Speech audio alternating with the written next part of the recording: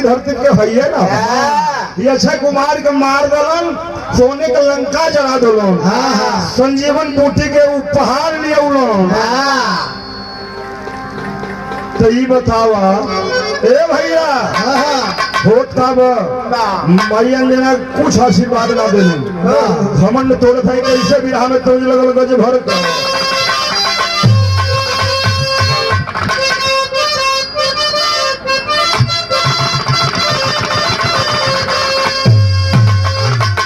हरे गज भर एक खौलेला सुरेंद्र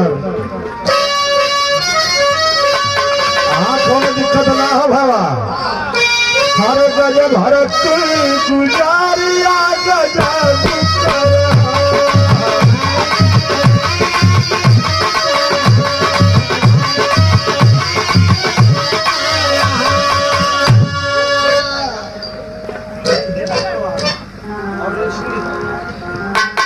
ये दीपक खरवार की तरफ से 100 रुपए का आशीर्वाद और सुमित खरवार जामनगर गुजरात से शानदार 501 रुपए देकर हौसला अफजाई किया गया। अरे बेटा दूधावा, अरे बेटा दूधावा मैं तगिया लगाई रहला।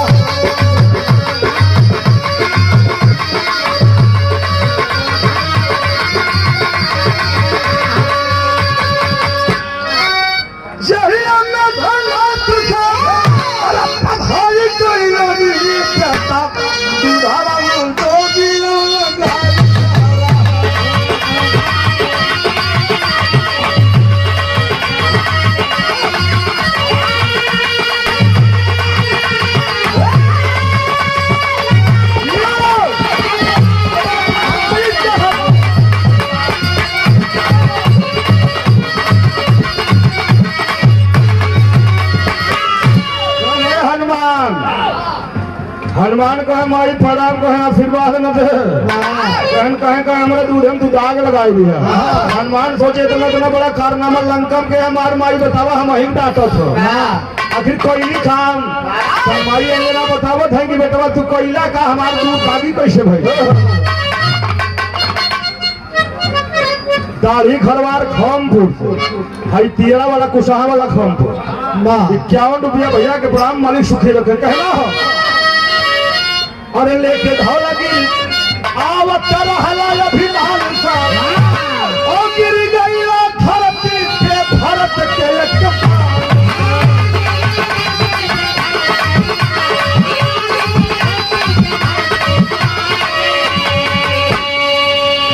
धन्य वीर भरत जहर के दिखलाई गई दूधावा में तबिया लगाई रहला। कहने हनुमान बैठवा धौलागिरी बड़े अभिमान से लेकर उड़े चले आ रहे। लक्ष्मण को शक्ति लगी थी वही राम के भाई भरत अक्षय दूरबीन धनुष बड़े के मारे उलझ गए वहां मेरा दूध आगे हो गया लाल। अगर नहीं गिरे होते तो मैं मान लेती तुम बलवान थे। धन्य हो भरत, आपका जौहर अमर है, आपका नाम अमर है। भाई हो भरत जैसे भक्त हो हनुमान जैसे। लेकिन ये भैया और कहाँ गलती कैला है हमारा और नहीं गया यही राम के राम लखन भैया मकर ध्वंस भैया फाटक पर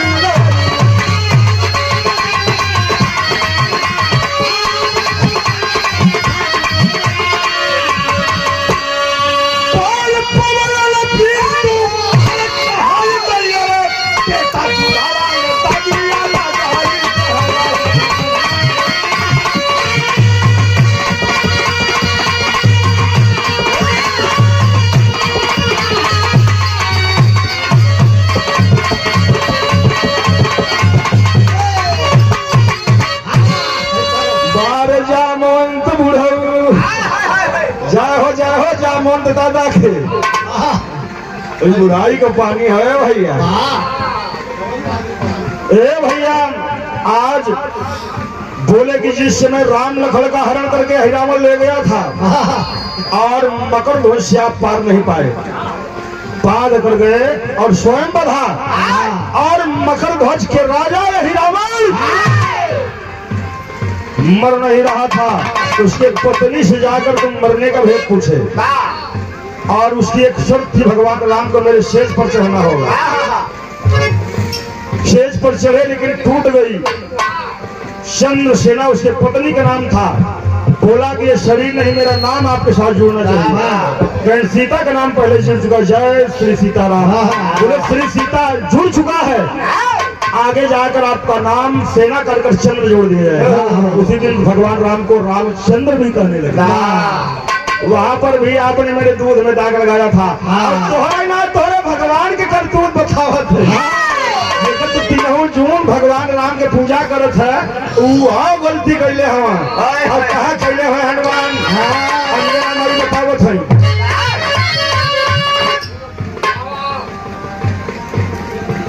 ये देखिए मेरी जन्म देने वाली माँ कौशल्या, हमारी परम पूजनी जन्मदाता माँ, जिनका मायका यहाँ पर है। आपके तरफ से 100 रुपए का आशीर्वाद, चरणों में नमन है, आशीर्वाद की कामना है। हेलो, वीरेंद्र लाल श्रीवास्तव समाज के सम्मानित परिचय के मोहताज नहीं है। 100 रुपए देकर सम्मान किए भैया को प्रणाम, मालिक सुखी रखे, मेरी हार्दिक शुभकामना है। विवाह में तर्ज बदलत है। दोनों दुल्हन सुरेंद्र पूरा कटिया में हारमोनिया बजाया है। भौजी से वादा किया कि अब की कटिया करवाए तो के सोने के नथुनी बना, लेकिन भैया जवन मर्द जात भाई वादा हो गए। वह दुल्हनिया कहा कटिया हो दवाई हो गई, हमका नथुनी दे हमारा सुरेंद्र भैया कहा गेहूँ कोई रेटवा बढ़ाई देती ने तो का हम डबल तल्ला वाली झुलनी ले आई। कैसे भैया नफरात, अरे नथुनिया चाहिए हो हमके, नथुनिया चाहिए हो हमके, भैया जी बहका वाला नथुनिया चाहिए हो हमके।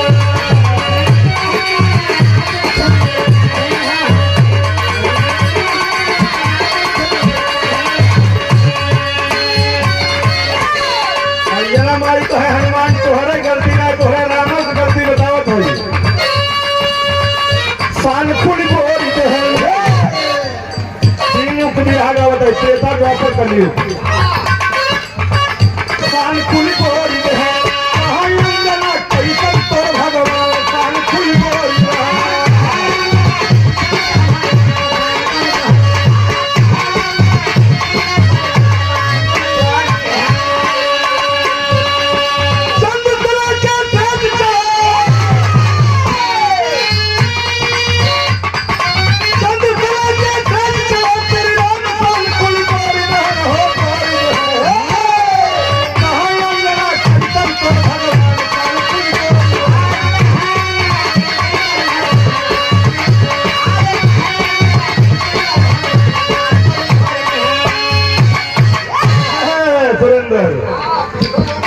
कसम खाए थे राम की मैं मर्यादा पुरुषोत्तम राम हूँ। एक नारी के सिवा पर स्त्री को अपनी माँ बहन समझूंगा, लेकिन हनुमान के प्रतिज्ञा के आगे भगवान ने यह प्रतिज्ञा तोड़ करके चंद्रसेना की सेज पर चले। वहाँ तुम्हारे भगवान की गलती थी। और विधवा कैसा सी बात जय सुना और सुना, स्थल में भाई के भाई हो बहिना,